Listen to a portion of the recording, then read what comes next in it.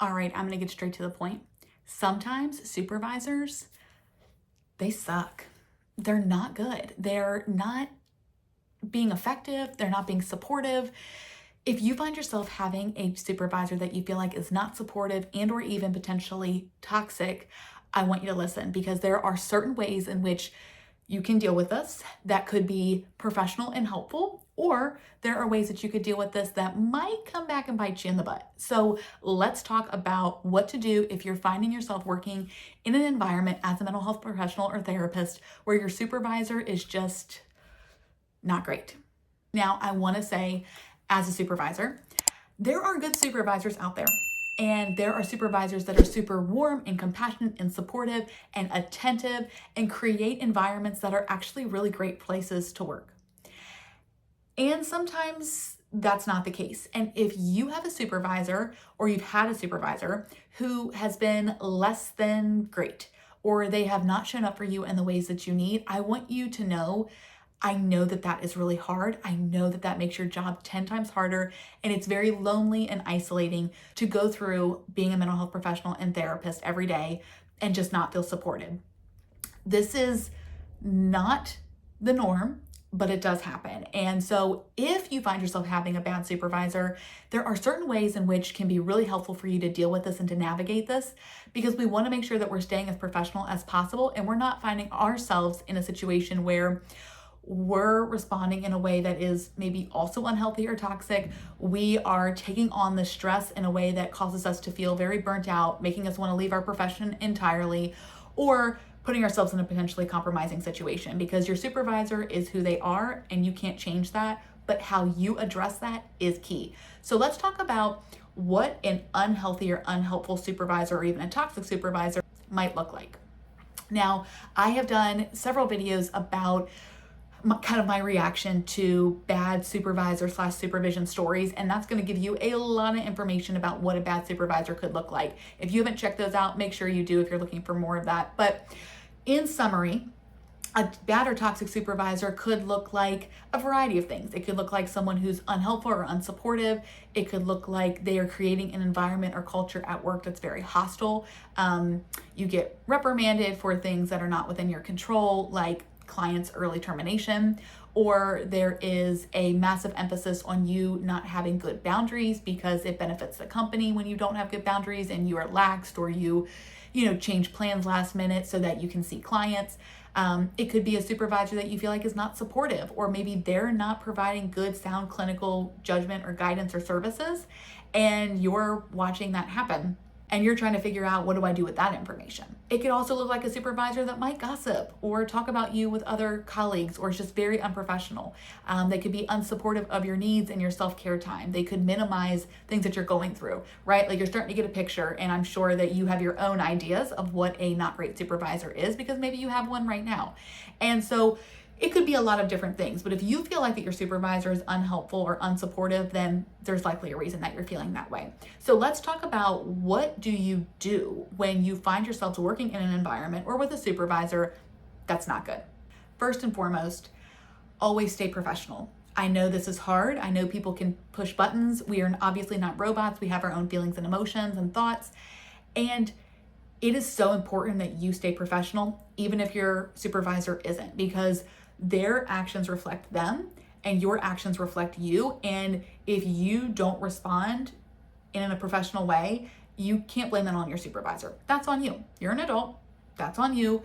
You have to figure out how to regulate your emotions and stay regulated and handle things in a professional manner. And so above all, even if it's hard, and it will be, stay professional. This is not a situation in which I would say, they go low, you go lower. No. Your livelihood is potentially on the line, and I would hate if you at any point in time became unprofessional and then your supervisor fired you over that or terminated you over that, even if they were maybe instigating things. So please stay professional at all times, even if it's very hard. And if it is hard, seek your own therapy, seek your own consultation, talk with like-minded peers, maybe people who you don't work with.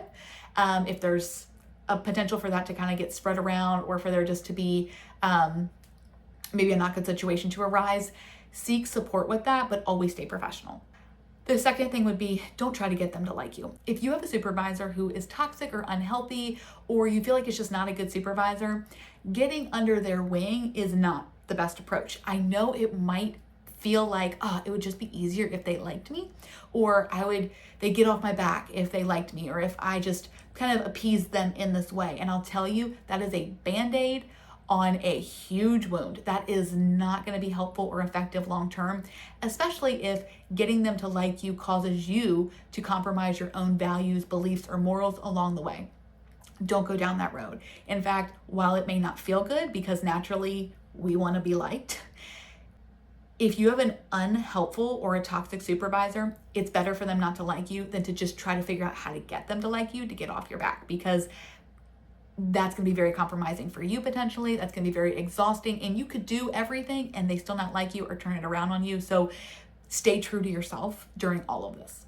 Also, because things can always come back and be brought up again, keep receipts, keep emails, keep communications in regards to everything. And I would take that a step further and say, if you're worried about something being twisted or coming back to bite you in the ass, make sure that you put everything in writing.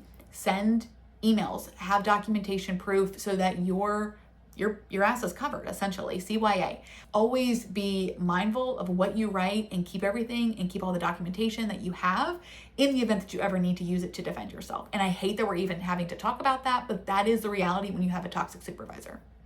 Now, sometimes it can feel like my supervisor is toxic or my supervisor is unsupportive or unkind, and they're giving you feedback that might actually make sense. And so I want to give credit to the supervisors here that sometimes supervisors can be perceived as being negative when in reality they're giving you helpful or constructive advice or feedback that you actually could benefit from listening to. Now, I know sometimes supervisors can give unhelpful feedback and you have to weigh that for yourself of, is this helpful or is this not helpful? But I caution you on not going down the route of everything they say is bullcrap, because sometimes it can feel like, you're being really negative, but that supervisor is actually giving you good information and feedback. And so be willing to take feedback when it's given and really look at, how might this be true? How might I work on this or adjust if I need to, so that this isn't an issue? Because sometimes it really is that, and we're not perfect. No one is perfect. And again, sometimes if the supervisor is very unhelpful or very unhealthy, they might be giving you feedback that is confusing, that is, going against something they said a couple weeks ago, or that's just not true. And again, you have to weigh that for yourself. Take what you need, leave what you don't. And if you're gonna say to yourself, I am not taking this feedback, then make sure that you are sound and you're getting good clinical recommendations from other people, and or you're checking in with mentors or other supervisors to make sure that it is okay for you to leave that advice where it is and to not take that, because again, no one's perfect. And this might seem more like an obvious thing, but I know sometimes it can feel really, really hard to do. If you have a really unhelpful or unhealthy supervisor, I really encourage you to put distance between you guys as much as possible. I know that especially if you work in a small practice, that it might feel like, we all go out and do things together, or we do team buildings together, or we know about each other's lives because it's a small office and we all talk. But if you feel like that your supervisor is unhealthy or potentially toxic, again, going back to getting them to like you, it's actually better to have some distance and some boundaries in place to protect yourself and to potentially minimize future stress. And so don't feel the need to try to be all buddy-buddy with them. Don't feel the need to share information with them if you feel like that might come back and again be used against you or be twisted in some way. I hate that happens, but it does. And so be intentional with setting boundaries, saying no, and keeping distance when you need to. Don't feel that you have to continue to try to force something or continue to kind of stay in the in crowd if it's unhealthy or potentially toxic. Again, protect yourself at all costs. And if you're finding yourself working in an environment that is really weighing on you and is very stressful, take care of yourself. Make sure that you are, again, setting good boundaries, but also practicing really good self-care, seeking outside support, seeking outside consultation or supervision, going to your own therapy if it's very traumatizing, and really taking care of you in whatever way that looks, because you're the one that's having to go through this. And so you need all the support and just time and care that you can possibly get. So take care of you. And that might actually feed into the next thing I'm going to say, which is it may be best to look for other employment. There are so many jobs out there. There are so many agencies to work in. You are not stuck where you are. I know it can feel that way for a number of reasons, and there are always other jobs out there. And so what I encourage you to do is, if you're feeling like that your work environment is just not great, it's very toxic, you feel like you can't trust your supervisor, they don't have your back, they're not supportive, look for other employment. There are lots of other jobs out there. You don't have to stay where you are. And I know that sometimes puts us in a situation where we have to kind of weigh risks, benefits, finances, flexibility, all those things. And if it is taxing, if it's weighing on you, if it's compromising you in some way, if it's causing stress, if you are outside of work constantly thinking about work, stressing about your supervisor, then to me, the benefits of going and trying to seek other employment outweigh the risks of trying to get a new job. And I know sometimes the thought is, well, what if I go to a new job and it's just as bad? Well, sure, if we want to talk about all possible scenarios, that is a possible scenario.